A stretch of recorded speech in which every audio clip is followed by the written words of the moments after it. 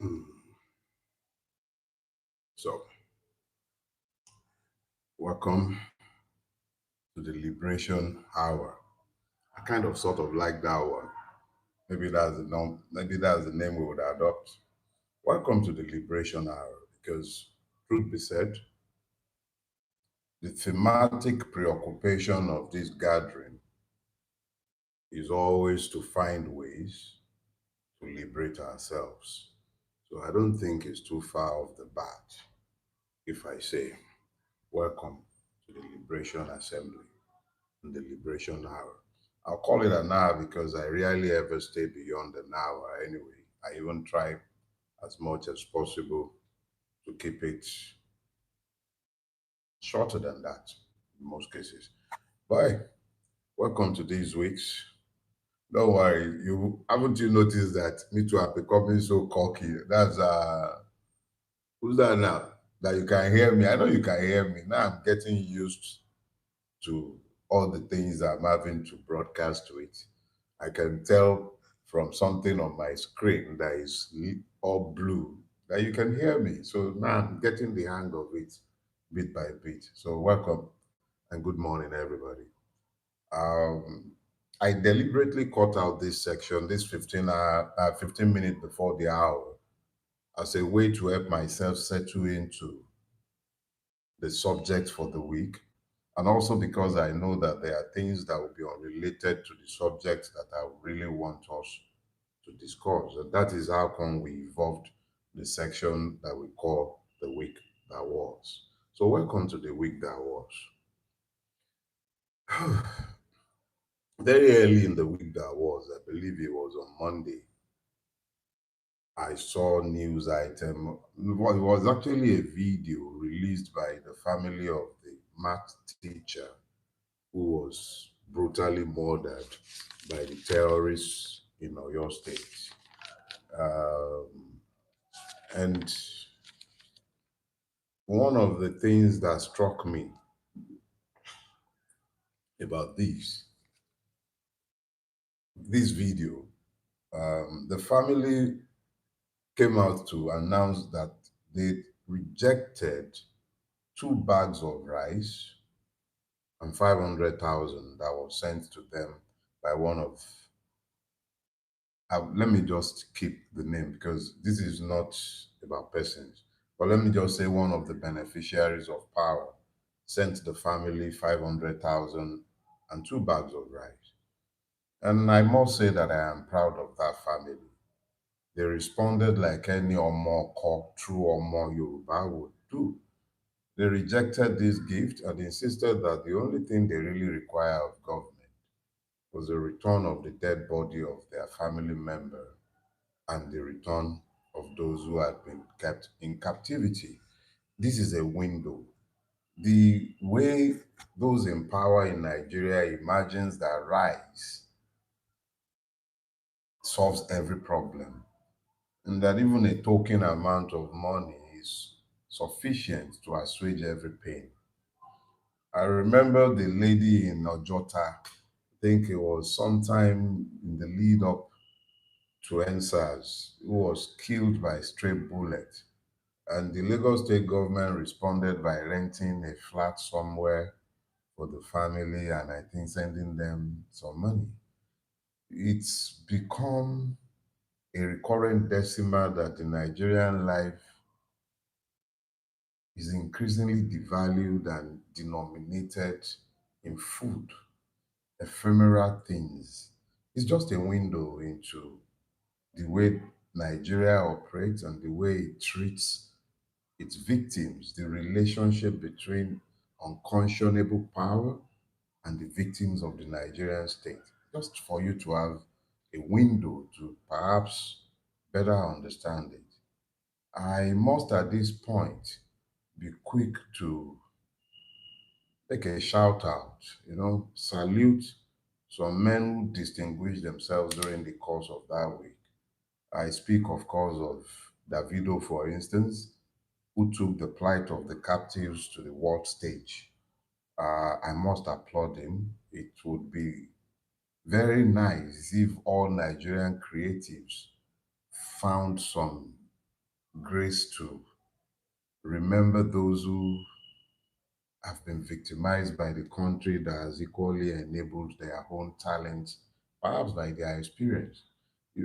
So I recall at that point an interview Fela granted to BBC long ago, must have been in the 70s, or most definitely have been in the 70s, late 70s, early 80s. Had to have been the 70s. He was explaining how come he was always singing about freedom, the quest for self knowledge, the pains of colonization and dictatorship.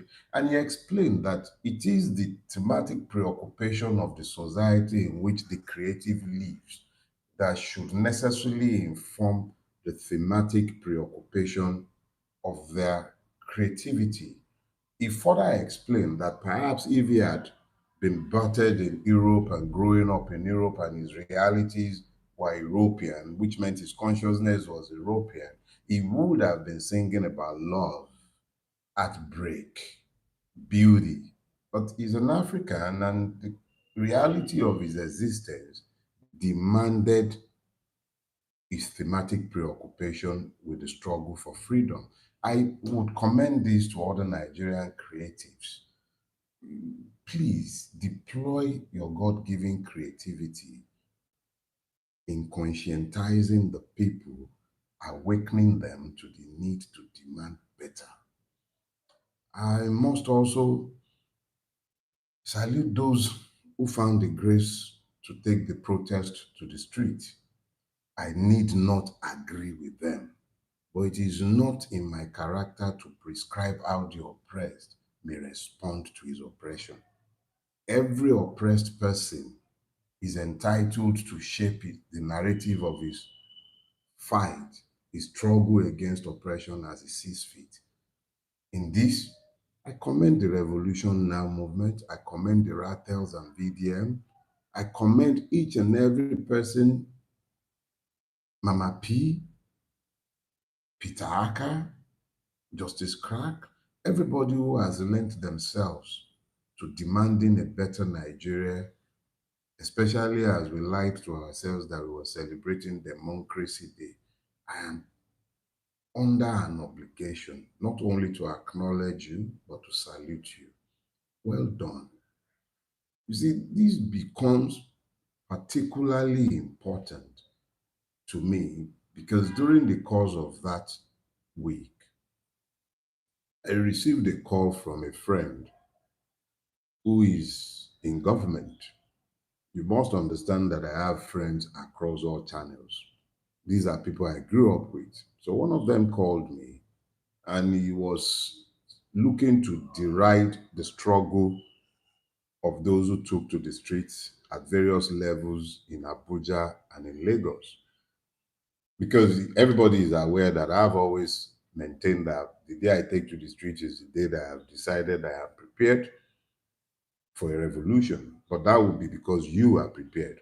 I don't believe we're there yet, but I'm not stopping anyone who is interested in accelerating that race. If you want to train a dog to be vicious, you start by dragging a rag in front of it and pinching its back so that it begins to learn to be vicious in its responses. So I view what is being done on the street, all the protests that I've been seeing for some time, I've been viewing them as part of the process leading up to the inevitable revolution that is to bet a new Nigeria. So when this person called me and he expected me to join him in speaking to his derision of what was taking place on the streets in Abuja and Lagos, I explained to him, just as I'm explaining now, that whilst I may disagree with protest, it is because I don't believe the person to whom they are protesting is capable of hearing or able to change what he is doing because he is programmed to do what he is doing by the system, which is what I believe must be destroyed if anything is going to change.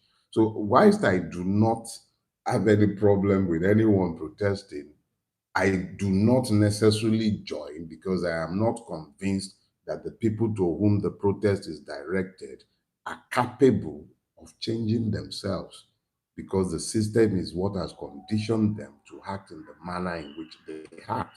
So I will never come out to speak against a protest, never, but I'm rarely found mobilizing for one. So when this person was calling me, he was calling me in expectation of me joining him. But I then explained to him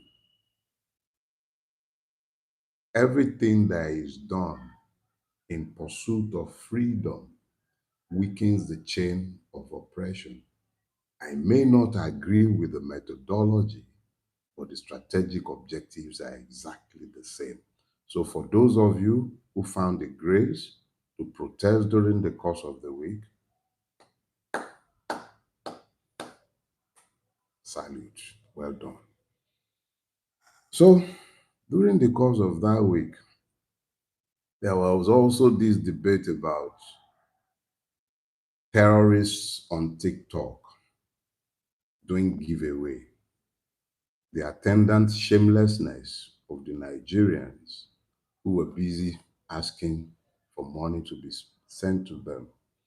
In fact, it was estimated that about 52 million naira was given out in that fashion in one particular night by a bandit.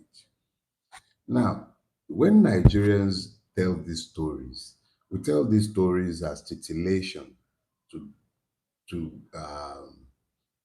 take ourselves, distract ourselves from our pains. This is why these stories tend to trend, especially when those who believe themselves possessed of their reasoning capacity question what is going on with us.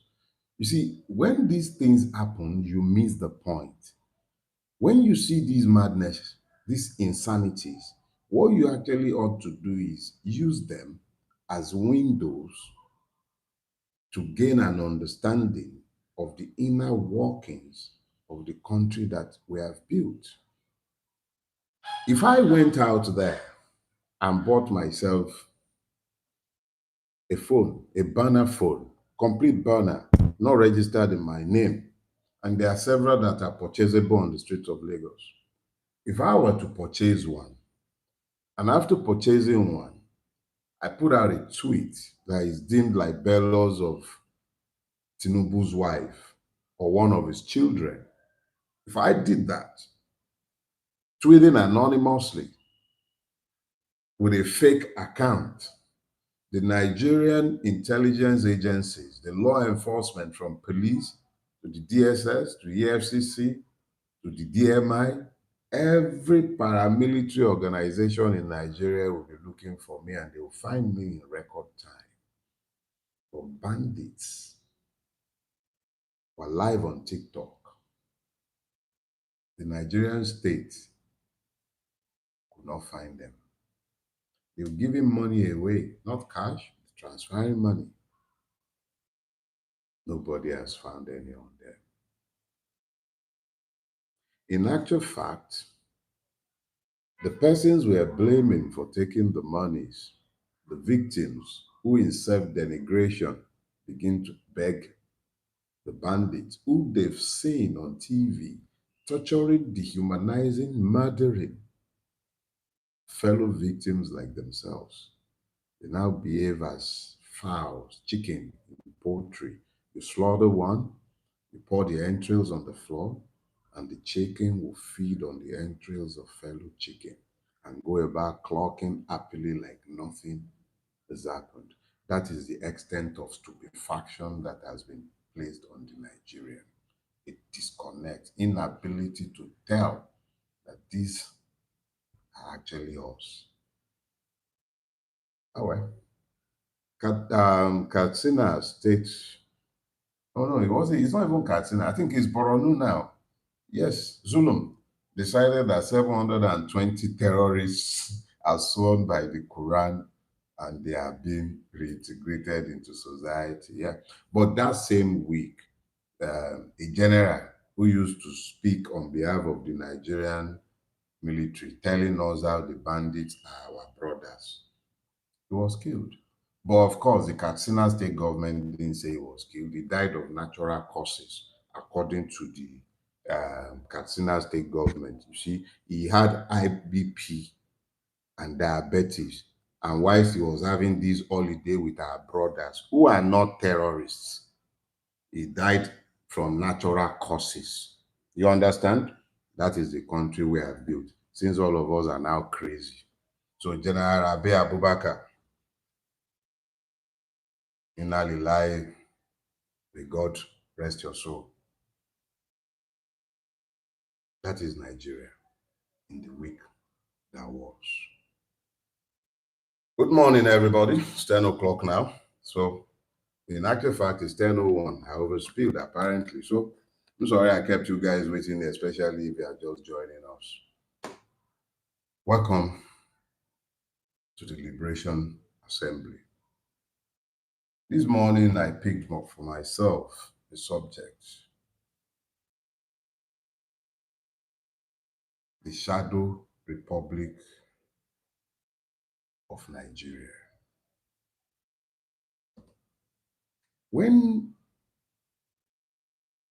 somebody took a clip out of a video that was posted by Seun Okinbaloye in an interview I granted him like a couple of years ago.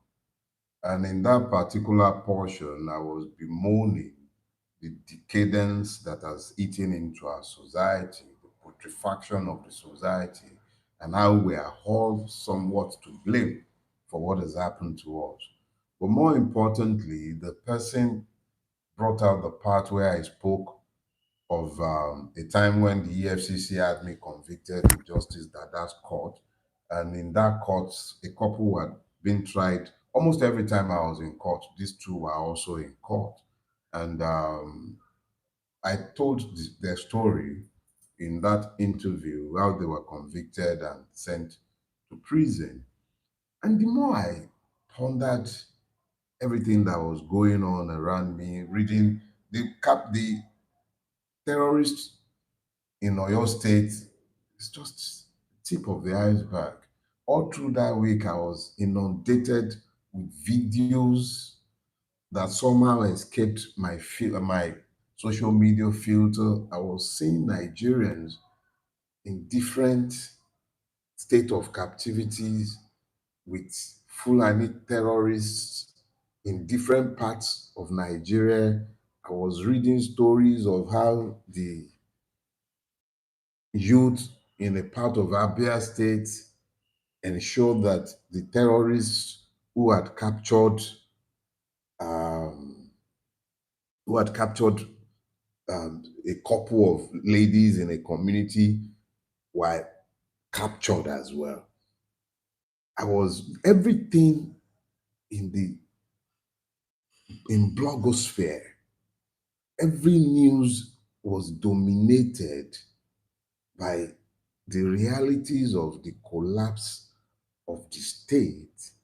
But in spite of the fact that that state is meant to have collapsed, given the complete absence of any capacity to perform the most basic of its function, which is the security of lives and properties, in spite of the fact that vast parts of our countryside have become depopulated, there is still a government, quote and unquote, that is supervising one of the most complex criminal empire that has ever been known to man. So there is a state which is manifestly failing or has failed, and in spite of the manifest failure of this state, there is still a system that is chilling and exploiting on an industrial scale, systemized, making everything seem completely normal. There is a judicial system that is completely compromised and unfit for purpose, but that still sits, cloaks itself in the robes of normalcy, and there are persons who are painfully aware of the uselessness of this same judiciary, but are also part of the game of pretending that everything is normal. There are lawyers, senior advocates who know beyond reasonable doubt, not that they think, they know because they have experienced it. I know them, they know me, we know ourselves, we talk. They know that the system is unfit for purpose. They know everything is compromised. They know that even at the highest level, in fact, the corruption is even more acidic at the highest level of the judiciary.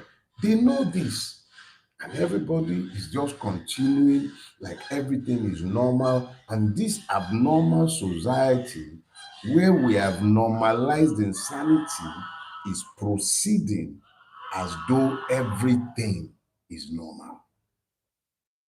So the more I thought about it, the more I realized that the only reason we have managed to normalize abnormality is because Nigeria has become a nation of shadows.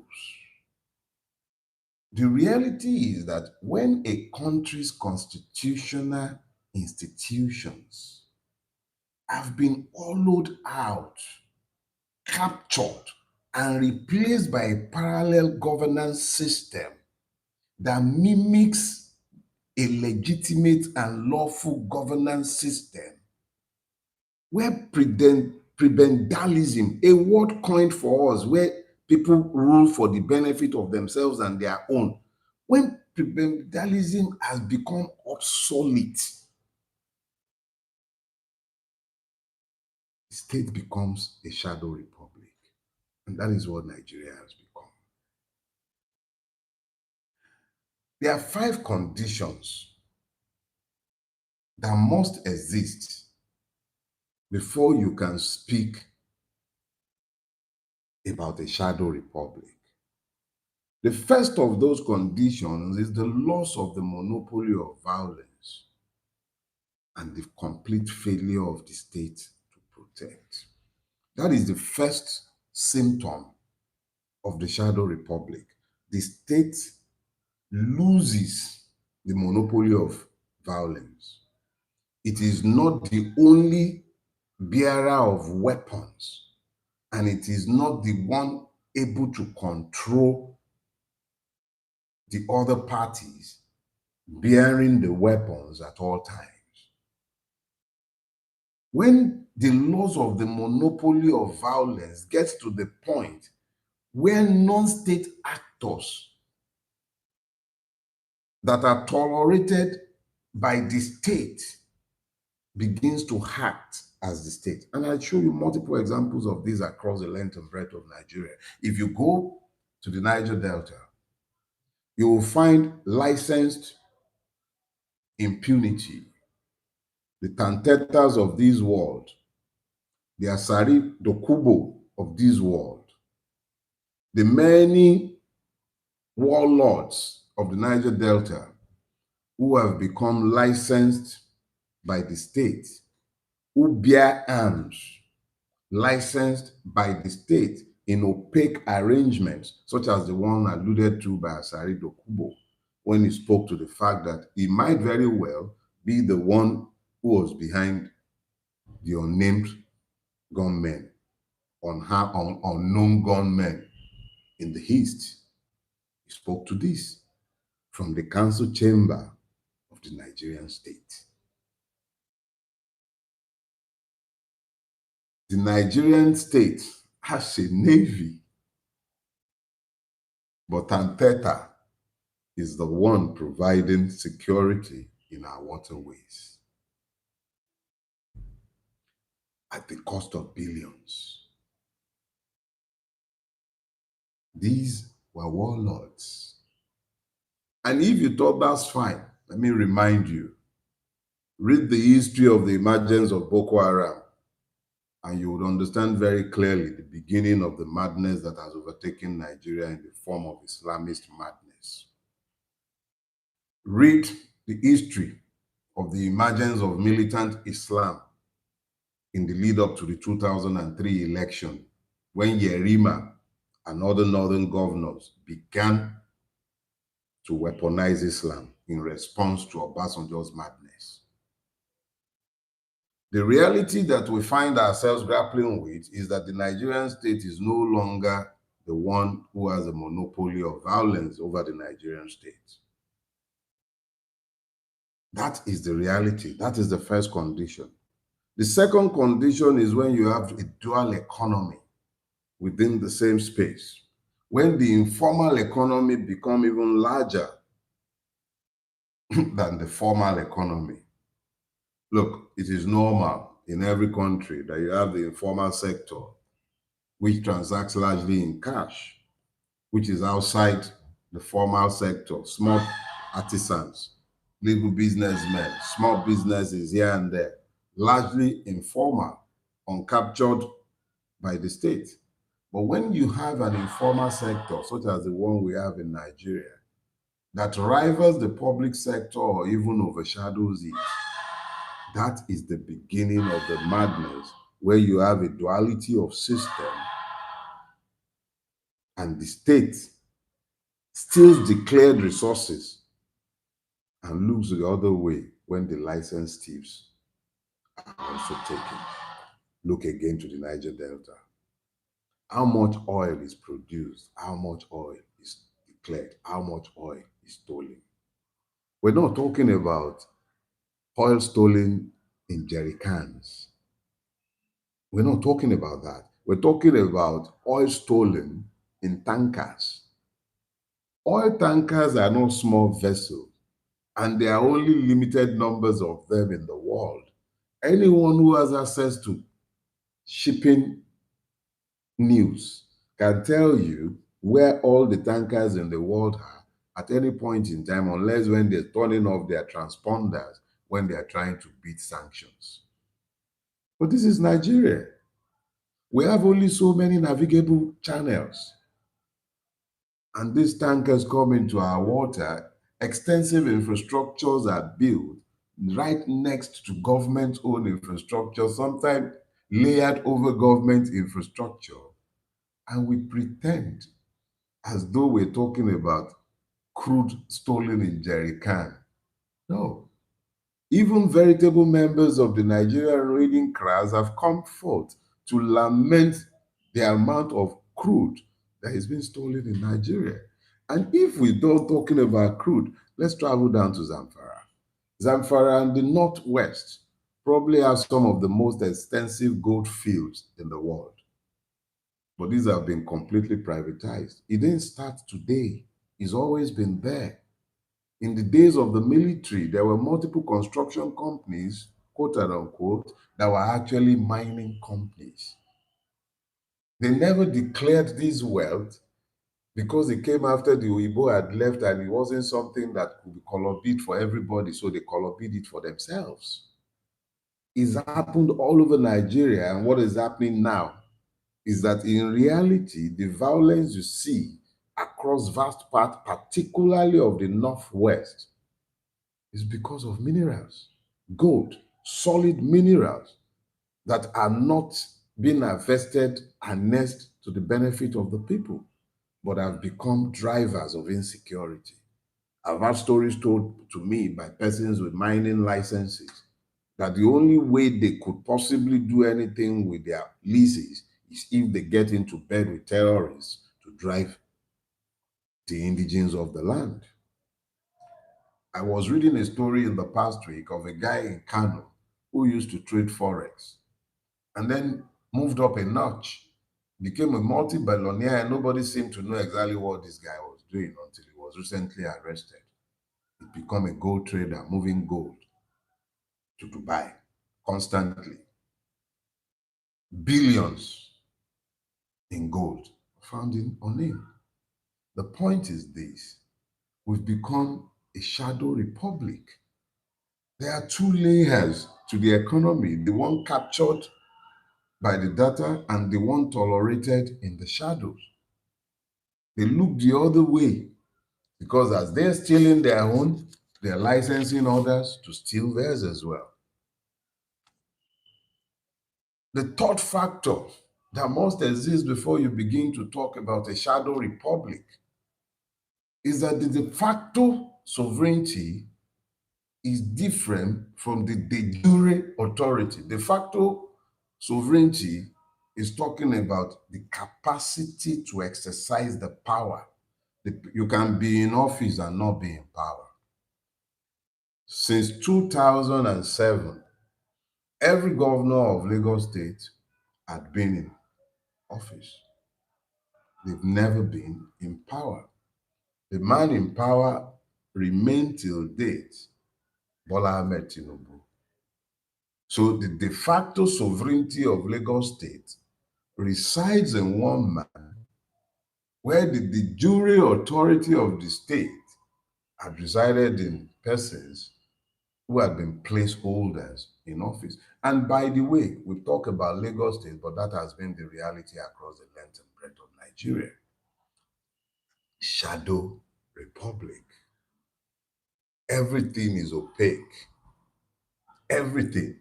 Look at Edo State. You have one that is barely able to express himself, but that is who Oshiomhole, the godfather of the state, desires. And that is who you have in that state. How many other states? How many godfathers? How many shadow governments and shadow cabinets? That is why you talk about cabals, because it's opaque. You have no way of knowing who is in charge, who is doing what at any point in time, because you have layers that exist in the shadows. River State is one where you've seen, thanks Shola for that, reminding me of that. Look at the clown that calls himself the governor in River State. I remember when all of you were busy trying to support him, crowding behind him. And I was asking you, why would you expect this man to rise above the man who placed him in office over and above the sovereignty of the Rivers people? Similarly, Fubara is a simpleton, a rebellious child of an imperial wicked who had shown no capacity, as far as I could see at the time he was rebelling, for having any original ideas of his own or a readiness to confront the man who had him by the balls. River State, de facto sovereignty, de jure authority, and it provides you an instructional instrument. If you speak to de facto sovereignty begins with the people, but when the sovereignty of the people was compromised in the electoral process by Wike, who imposed similarly on the people of Rivers State, where would similarly be finding sovereignty when he never had it in the first place? So the person who gave it was the person who took it. Same story in Kogi State. You find it replicated across the length and breadth of Nigeria to varying degrees across the length and breadth of Nigeria. But the only reason it happens is because originally the sovereignty of the people had been compromised to install the stool pigeons that you have in the office. Let us be clear. What you call godfatherism is actually, in reality, the scaffold by which the shadowy structures are constructed. Nigeria is not a failed state, quote and unquote, in the classic sense, because instead of failing, what has happened is that a shadow republic has been erected. You know, Fela spoke about, as he said, our leaders, they love us or they love themselves. Should them be good leaders or shadow criminals? All now, all now, what was I again? Can't even remember. The question is this: how can you have shadow criminals and not end up with a shadow republic? The fourth factor that you need to see before you can speak conclusively to the emergence of a shadow republic is that there is an institutional subversion all the regulatory bodies, the enforcement bodies are generally compromised. Whether it's the police, the custom, whether it's the army, the judiciary, EFCC, ICPC. Let me show you one. So we all know how vile Nasir El-Rufai is. I believe he's a very vile man. And I recall telling Edmond Below in an interview I had with him that if he has committed any crime, I'll be happy to supply the padlock for his imprisonment. But think about it. What kind of system finds the capacity? They've given him bail. It's just that he can never perfect the bail conditions that has been given. And what has he done? At least that he's been charged with. You ain't charged him with murder. You've charged him with stealing. He came into the country himself. Why, if not because we are a shadow republic, where there is semblance of due prosecution, but in reality, this is persecution.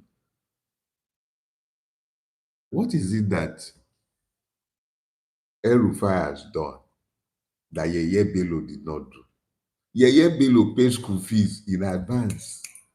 I'm sure El-Rufai did worse. But what is it that differentiates them? All you need to do is remember what Oshiomhole had told all of us. Join us and your sins are forgiven. Imagine what they now do to the person who left them. I remember when we were in university, the fraternities almost always they reserved the most brutal treatment. Especially once they won't kill the person, though, they reserve the most brutal treatment for their members who attempted to leave the fraternities. So what APC is doing, the shadow criminals that they are, is that they are showing others this is what we'll do to you if you attempt to leave the fold. When are they going to do it to Abechi Abeg? Okay, maybe he hasn't deviated from the script, or Aregbesola for that matter. So you find that they have used the compromised instrument, the regulatory setup of the state, the enforcement arms of the state, which is already captured, is now being used in furtherance of the promotion of the shadow republic. This cannot be the Nigerian state that is duly prosecuting El-Rufai, but it is the Nigerian republic, the shadow republic of Nigeria, that is doing what it is doing. And El-Rufai is a certified card-carrying member of the shadow republic of Nigeria. So imagine, Yorubas will say, if the dog would bite his own young, what do you think it will do to the offsprings of the squirrel? Just imagine that. So look at what they are doing to El-Rufai when you want to imagine the capacity they have for what they can do to me and you. That is what you are saying. The reality of the fact is that when you have the shadow republic, one of the things that happens very quickly is that alternative legitimacy automatically flows to the shadow, because the people become aware of the fact that they cannot find protection with the state. Their interests are better protected by those enforcing the shadow republic. So they rather find protection with the shadow republic, and they will rather pledge their loyalty to the shadow republic. For the shadow republic to endure, the victims must accept the failure of the state. This is the fifth condition. And if you really think about it, what is it about the Nigerian that is suggestive of a people who have been unaccepting of the reality of the shadows that have overtaken their land. You provide your own water. That's at the most basic level. You sink your own bowl. You provide your own electricity. In fact, these days, everybody is being encouraged to latch on to solar. And it's not as though the solar energy that you are setting up in your home is a backup. No, it's a primary form of power because sometimes, in some cases, I can tell you, for instance, that in what you call the free trade zone in Lagos State, probably one of the most rapidly industrializing part of Nigeria today, some parts haven't had the electricity in 15 years. Their NEPA poles are decoration. So each person who has lived in that place for the last 15 years have depended on themselves for electricity in one form or the other, or they've simply accepted that they will not have electricity. If they wouldn't be given electricity, where do you expect them to get pipe-borne water from? Not 1 inch of pipe-borne water, but each person have found ways to survive without government. The legitimacy given to the oppressor has become higher than affiliation with the state. How do you then expect for that state to endure? How? When all these 5 conditions exist in a place, the reality is that it has become a shadow republic. The distortion of reality by these shadows is what you are seeing everywhere you turn in Nigeria. But there is something that is critical and that is also deeply spiritual about the existence of shadows. And it is this that I must address even as I bring this to a close. What is this? Shadows only ever exist where there is light. In the absence of light, you will find no shadows. Nigeria is in a very dark place, very, very dark place, enveloped by darkness, spiritual and physical. Darkness everywhere you turn. And there aren't too many big lights because Tinubu has already shown that men are fickle and they are not who they were years ago. If those who would speak years ago may be described as light, what has dimmed their light? In the absence, in the absence of these lights, that's why you call them leading lights. In the absence of the leading light of this society to speak, with the silence of critical voices in the faith community, or shall I say faith communities, Muslim and Christian alike, with everybody silent and normalizing evil, the darkness became pervasive. Let me be clear, as I said, this is both a physical reality and a spiritual reality. Nigeria is in a very, very dark place. Those who should speak truth to power are beneficiaries of evil and they have kept quiet. Whether these be Christian pastors or Muslim sheikhs, the silence in the face of evil is very loud. But again, there are still shadows, and shadows only exist in the presence of light. You're the light bearers. It is the light you bear, however small they be, that has occasioned the shadows in a spiritual sense. But it is not enough. That the shadows exist is proof of the fact that the darkness is pervasive. But however deep the night, at the end of the day, it lies on each and every one of us to shine the light of God that has been placed in us.